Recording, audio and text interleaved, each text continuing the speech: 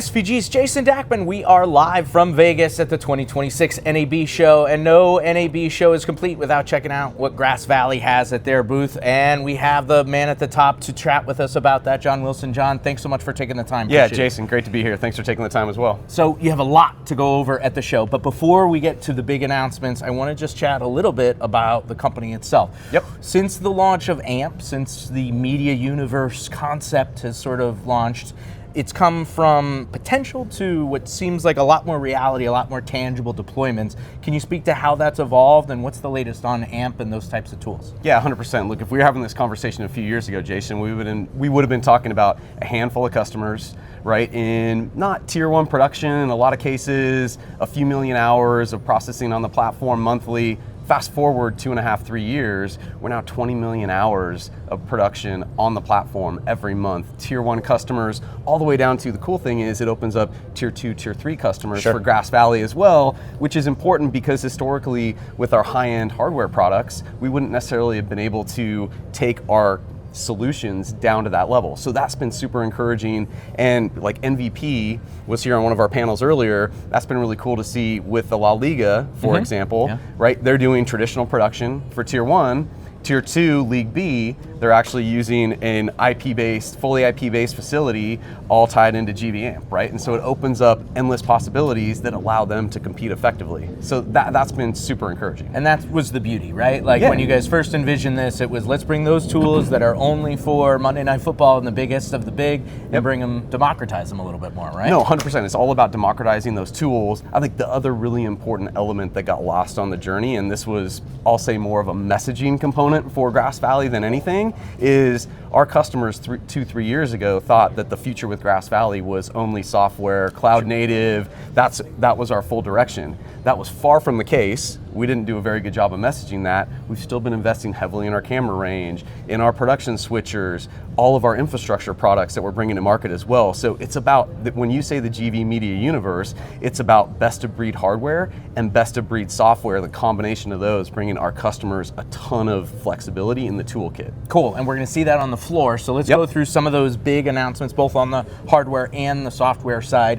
When I'm headed to the Grass Valley booth this year, what are the biggest things I should check out? Yeah, man, so there's, as you said, there's a ton as always, right? We've got one of the broadest portfolios in the industry. So where do we start? So let me start on the software side first. So on the AMP side, really great progress we've made in the last 12 months is with Framelight X, right? So Framelight X is our content management, production asset management tool. We've brought great new capabilities into the system, from production replay, which is an integral part of that, ingest, all the way through to play out with a number of customers. And we've had some major live deployments over the course of the past 6 months that are really continuing to build momentum in that market. But then one of the other cool things is what AI is also helping us enable is actually going faster in our development pipelines to bring new tools like iOS apps, for example, where now we have an iOS app that's native and integrated into Framelight that editors can use in the field. Nice. All right. Very cool. So that's been really fantastic. If we go over to Playout, we made a ton of progress on Playout. That was probably the highest area of growth for us in AMP last year. So really fantastic there. A lot of new capabilities that we're bringing. And then finally on the live production side, right, Event Producer, Sports Producer X, single operator productions is where we see, again, fitting into that whole range of GV solutions. Many customers still will want a K-frame switcher at the very high end, but single seat productions where our customers need to go in a lot of cases, we're bringing more and more capabilities into the toolkit for those customers. For sure. So that's on the software side. On the hardware side, we've got new cameras. So we released the LDX 180 last year. So, and again, important thing about our camera range, they all fit into the same creative grading system, right? You get all the power and flexibility across the 110 all the way up to the 180 now, which is our filmic look camera. Just in a look, yeah, yep, right? Absolutely. Super 35 sensor, really important. We've had a ton of traction in the last few months with customers deploying that. Now new at NAB is a compact 180, right? So that's really great. That's what you'll see with the cameras. We've also got Daktronics, one of our partners that we've recently announced. Dak is going to have one of their boards actually on our booth. So it's going to bring to life more of the experience for our customers. That's really fantastic. We've also got new infrastructure solutions. So that's been a heavy area of investment for the last couple of years for us. The products are now real, which is super exciting. So at IBC, it was the these are still coming, maybe they're real. We've now got a new 12G SDI router, right? So that's the Altair as we characterize it.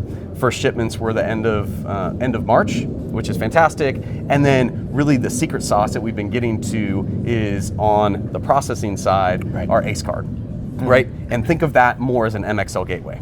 Right, so we'll talk about MXL, I think, more in a minute. Yeah. But on that side, right, this is a way to get 192 inputs of SDI into an AMP-based or MXL-based software-defined architecture, and all of a sudden you get the flexibility of software from traditional SDI. Right. So you have your SDI infrastructure, but you have that software-defined future available right at your fingertips. Yeah, absolutely. Right? So this is a huge bridge. I talk a lot about future-proofing investments for our customers, right? Customers that aren't ready to go fully to IP yet, maybe because investment, maybe it's further down the road for them, all of a sudden now we can bring them that flexibility of getting into a software-defined ecosystem without having to make the major infrastructure investment required to get all the way to IP. For sure. And are you guys now with MXL sort of, again, creating that pathway to a software-defined future? Are we finally seeing some of the promise of the last few years of, again, you have your infrastructure, but you don't necessarily need an entire forklift swap out to get to that software-defined world as a result of MXL and some of the products you're talking about? 100%. Still early,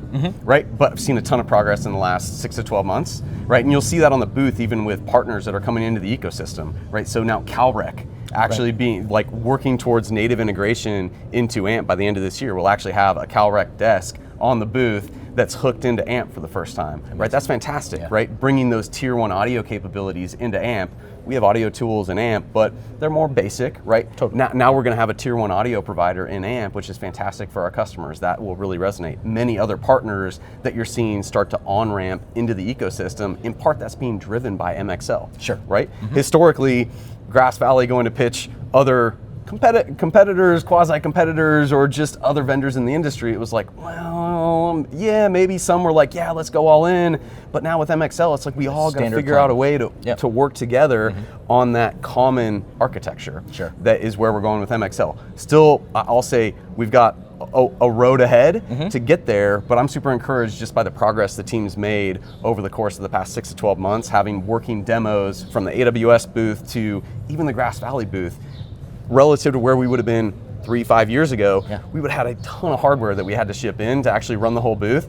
Now you've got just panels and surfaces on the actual stations all running on AMP in the back. MX, which is actually an MXL implementation in the background on 7 servers driving our entire booth. Very super cool. Awesome. Well, John, I really appreciate your time. Thanks so much. We're really happy to see that hardware and software piece come together at this year's show. Thanks so much. Really appreciate it. Thanks, Jason. Appreciate you guys. For more news about Grass Valley and everybody else at the NAB Show, stay tuned to sportsvideo.org, SVG Play, and the SVG YouTube channel.